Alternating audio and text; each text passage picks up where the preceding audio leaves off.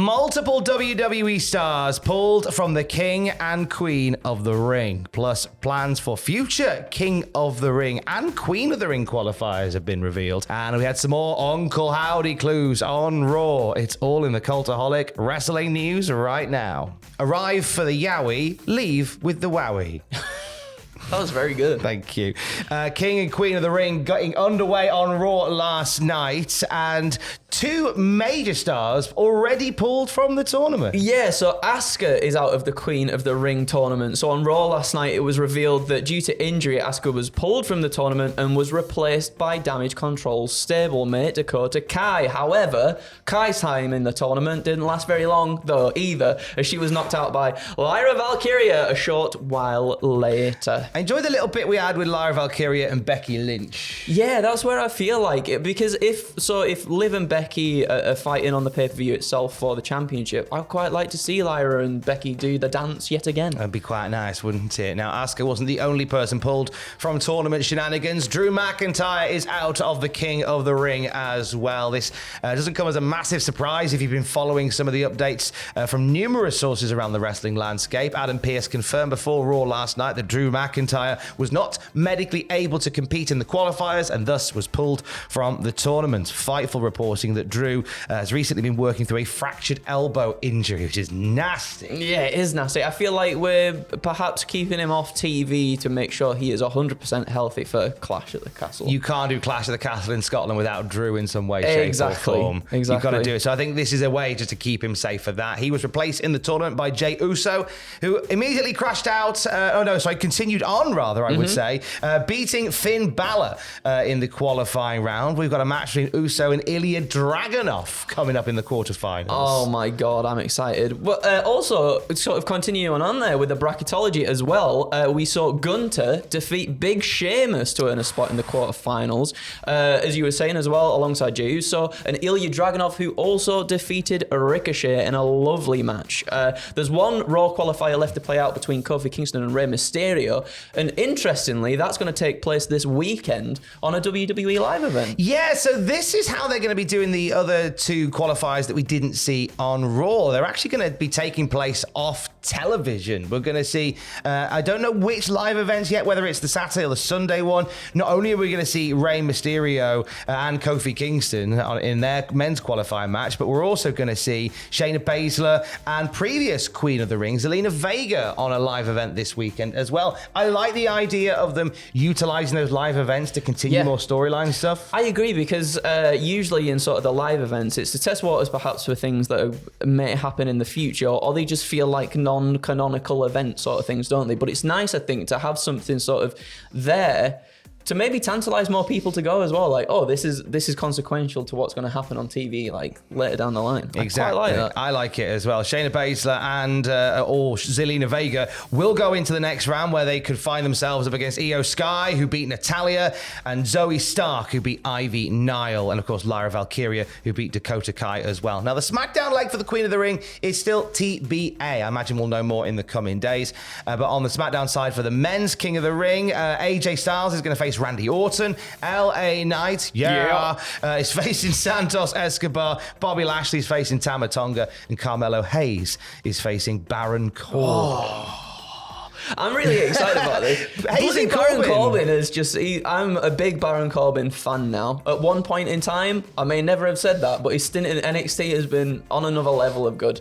I hope we carry that on more in the on the main roster again, and against Carmelo Hayes. We're going to bang a match between the two, you know. Who do we think it's going to come down to in the end? Because I think it's going to be Dragunov and Gunter. I think it's got to be Dragunov and Gunter in the King of the Ring. Yeah. It's got. I mean, in terms of, because what will happen is the winner of the Raw rounds, the winner of the SmackDown rounds, will face each other in Saudi Arabia for the Queen and the King of the Ring, respectively. But I think on the men's side of it, it should be Gunter and Dragunov. Really, me too. I think there's gold in them, their hills. In terms terms of the women's side of things on Raw, at least, I think maybe Lyra Valkyria, maybe Io Sky. One of those. That's a good shout. Yeah, I think so as well. I think definitely Lyra, because I think it'd be a really good showing for her moving up to the main roster and getting to those finals. And again, I guess, her and Becky Lynch have history with the NXT Women's Championship too. Io Sky would be nice to see as well after losing the championship. Give us something else. Yeah. Propel her a little bit more. I would like that a lot.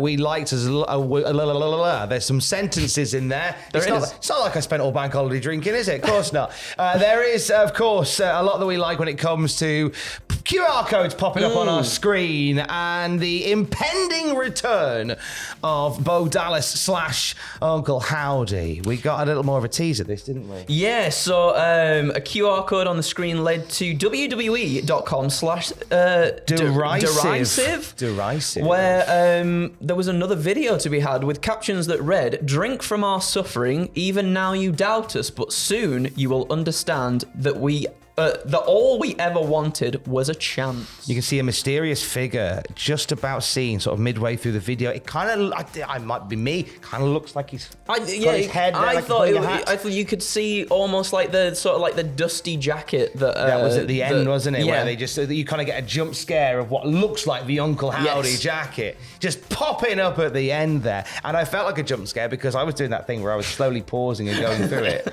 And then there's a bit right before the final couple of seconds where you just see a little shadow disappear behind that corner in the video that they show you. So I'm pausing going, where was that? Will that appear again? Oh, God, there he is. We think it's Bo. We're pretty confident that he's Uncle Howdy. I mean, for sure. I like the idea that sort of within all that, even now you doubt us, kind of just alluding to the fact that people are hoping that this sort of lives up to I guess, what happened prior, where there was a lot of build-up for certain things, obviously with the Bray Wyatt character and also the Uncle Howdy character when Bray returned. There's a lot of build-up to stuff, and I guess the same sentiment is almost, hopefully they can live up to all this building up to what eventually will be the payoff. And I quite like the fact that they sort of, they reference that as well. Even now you doubt us. I can't wait to see what's going to happen. I'm buzzing. There was also a puzzle on the page, whether you found it. If you scroll all the way down on www.com/derisive, there's a little raven in the corner. You click on that raven and it takes you to a word puzzle. And I took one look at it, and as I said, I might have spent this weekend celebrating my future wife's birthday quite a lot with friends and family, so I was not in a fit state this morning to try and attempt a word puzzle, but thankfully the internet already did it. And when you go through and complete the quiz, it spells out, "You know nothing. Hell is only a word. Reality is much, much worse," which I believe is a quote from the 1997 movie Event Horizon. Ooh. Read into that what you will. I'm enjoying all the QR code flavoured goodness and the impending return of Uncle Howdy. I mean, I just like the production. I'm a sucker for VHS horror sort of spookiness. And yeah, like I've said this multiple times before on the news, but like, if we were doing pitches or if we were talking about Bray Wyatt stuff, they were always some of my favourite things to talk about and pitch for, because just the creativity is just off the charts, isn't it, really? It could go any direction, so hopefully it all pays off. I'm excited to see what does happen. It's a lot of good fun. On the podcast feed right now, an exclusive chat with Zach Gibson and James Drake, the grizzled young veterans. They talk about their departure from WWE. They talk about popping up in AEW.